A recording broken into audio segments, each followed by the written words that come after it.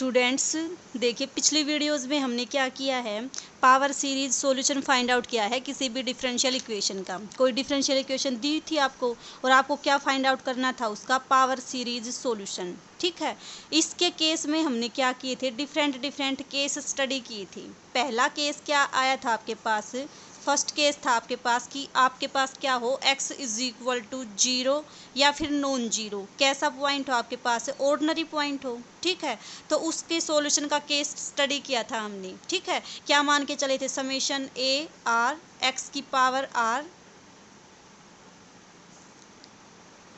Are कहाँ से कहाँ था, 0 टू इन्फिनिटी। एम में दे रखा था तो एम में पुट कर लो। तो आप इसको सॉल्यूशन मान के चले थे। D Y by D X की वैल्यू फाइंड आउट की थी, D two Y by D x square की वैल्यू फाइंड आउट की थी, इक्वेशन में पुट किया था। तो सारा का सारा आपके पास हम कर चुके।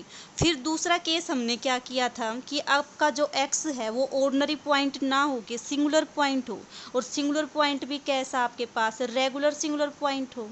ठीक है, तो रेगुलर सिंगुलर पॉइंट के केस में आपने जो पावर सीरीज सॉल्यूशन निकाला था डिफरेंशियल इक्वेशन का, उन मेथड्स को हमने क्या बोला था, फ्रोबेनियस मेथड बोलते हैं उनको। ठीक है, उनको हम क्या बोलते हैं, फ्रोबेनियस मेथड बोलते हैं। जिस केस में अगर आपके पास पॉइंट कैसा हो, रेगुलर सिंगुलर पॉइंट हो और उसका सॉल्यूशन फाइंड आउट करना हो, तो उस मेथड्स को क्या बोल दिया था हमने, फ्रोबेनियस मेथड बोला था।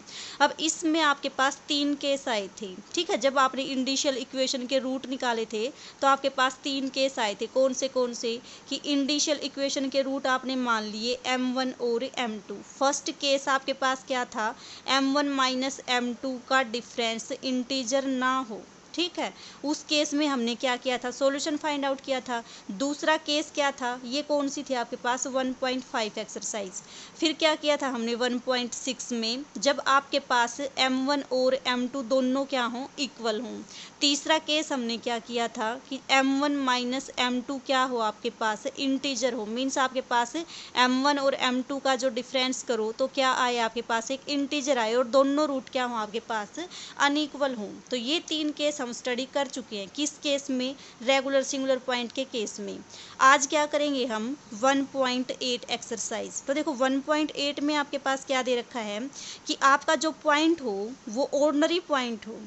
ठीक है, ऑर्डिनरी पॉइंट हो तो उसको भी हम फ्रोबेनियस मेथड से सोल्व कर सकते हैं। कि आपके पास जो एक पॉइंट जिसके अबाउट पूछ रखा हो, वो पॉइंट कैसा हो आपके पास, ऑर्डिनरी पॉइंट हो, तो इस डिफरेंशियल इक्वेशन का जो सीरीज सॉल्यूशन होगा उसका हम फ्रोबेनियस मेथड से सॉल्यूशन फाइंड आउट कर सकते हैं। कैसे फाइंड आउट करोगे, देखो इसके लिए भी क्या है आपके पास, वर्किंग रूल। फ्रोबेनियस मेथड है तो आप क्या मान के चलोगे इस केस में कि आपके पास ए एम एक्स की पावर m प्लस आर क्या है आपके पास, सॉल्यूशन है आपका डिफरेंशियल इक्वेशन का। ठीक है, y is equal to this.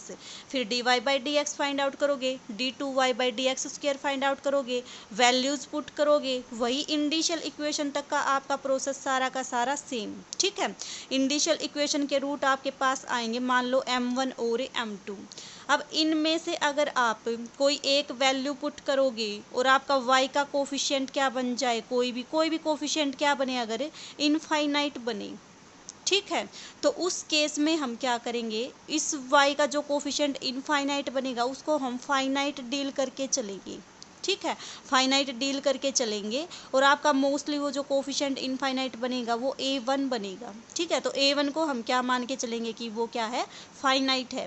फिर a2 a3 और इन सब की वैल्यूज फाइंड आउट करेंगे a0 और a1 की टर्म में। ठीक है, तो आपके पास फिर जो पॉइंट आपका पुट करने से इनफाइनाइट सॉल्यूशन आता है, उसी पॉइंट को क्या कर दोगे, जो आपका y is equal to solution मान के चले हो आप, इसमें पुट कर दोगे। ठीक है, तो जो सॉल्यूशन आपके पास आएगा वो a0 और a1 की टर्म में आएगा।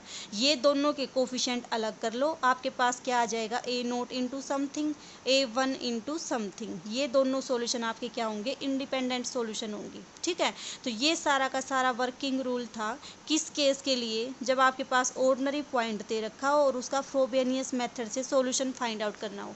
इसको आप जो 1.3 एक्सरसाइज की थी बिल्कुल उस तरीके से भी कर सकते हो और इस तरीके से भी कर सकते हो, कोई दिक्कत नहीं है। ठीक है, चाहो तो इस मेथड से कर दो।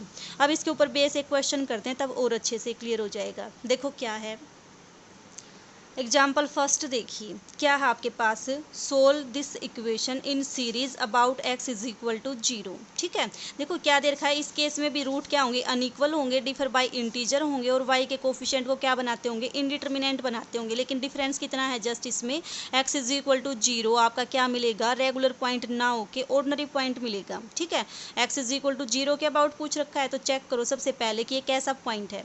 कैसा पॉइंट है आपके पास, ऑर्डिनरी पॉइंट है। तो चाहो तो इसको 1.3 से सोल्व कर लो, चाहे आप इसको फ्रोबेनियस मेथड से सोल्व कर लो। ठीक है, फ्रोबेनियस मेथड अगर आप लगाओगे तो क्या मान के चलोगे कि आपके पास y इज इक्वल टू ये आपका सॉल्यूशन है। फिर dy by D x find out करोगे, d2y by D x square find out करोगे, वैल्यूज़ को इक्वेशन में पुट करोगे, जो भी ये कोफिशिएंट्स हैं उनके साथ इसकी मल्टीप्लाई करोगे। ठीक है, सेम वही प्रोसेस जो पिछला हम करते आए हैं अब तक का वही।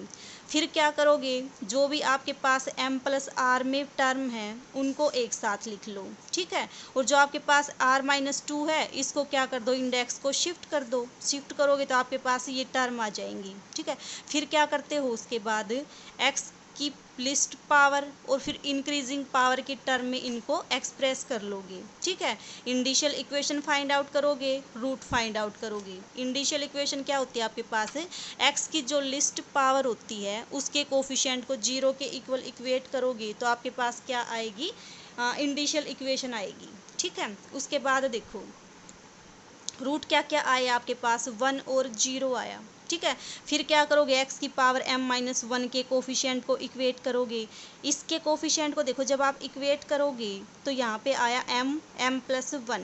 बाकी जो केसेस थे आपके पीछे वाले उसमें आपके पास क्या आया था, यहाँ से a1 0 आ गया था। a1 0 क्यों आया था, क्योंकि m की यहाँ पे कोई भी वैल्यू पुट करते थे वो आपके पास 0 नहीं आती थी। क्या दे रखा है आपके पास, m into m+1 into a1 is equal to 0। Means दो नंबर का प्रोडक्ट है तो इसमें या तो ये 0 होगा या ये 0 होगा। ठीक है, पिछले केसेस में तो आपके पास क्या आया था, m की चाहे दो वैल्यू आई थी उसमें से कोई भी वैल्यू पुट करते थे आप तो ये 0 नहीं बनता था आपका। तो ये 0 नहीं था तो इसका मतलब क्या होता था, आपके पास a1 0 होता था। लेकिन इस केस में कौन सा केस, जब आपका ऑर्डिनरी पॉइंट है वो वाला केस है। इस केस में देखो जब आप पुट करोगे तो आपके पास ये चीज़ क्या बन जाएगी, 0 बन जाएगी। अब 0 into a1 is equal to 0, तो a1 तो आपका कुछ भी हो सकता है, इनडिटर्मिनेट आ गया कि आप उसको डिटरमाइन ही नहीं कर सकते, कुछ भी पुट कर सकते हो। हर केस में ये वैल्यू क्या होगी आपके पास, सेटिस्फाई होगी। ठीक है, तो इस केस में हम क्या मान के चलते हैं कि जो आपका a1 है कोफिशिएंट वो फाइनाइट है। फाइनाइट है तो आपके पास जो दूसरे कोफिशिएंट्स हैं a2 a3 a4 उन सब को किसकी टर्म में फाइंड आउट करोगे, a0 और a1 की टर्म में फाइंड आउट करोगे। कैसे फाइंड आउट करोगे, जर्नल टर्म को 0 के इक्वल इक्वेट करके।